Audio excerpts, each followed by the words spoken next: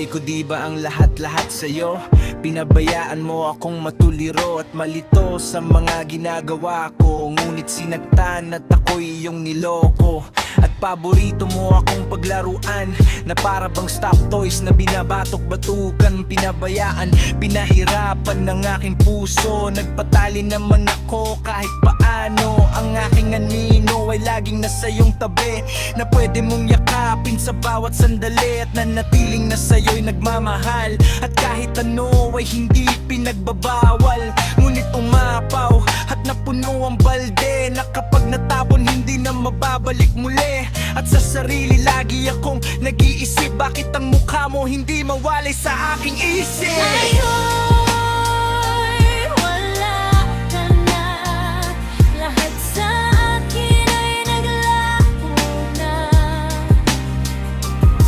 Ako'y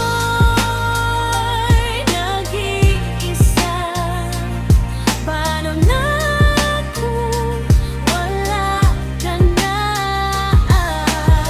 Mahirap talaga kung bigla ang mawalan ng minamahal o kasama kong sa isip. Madali kitang limutin, ngunit sa puso ko ika'y nakakapit pa rin.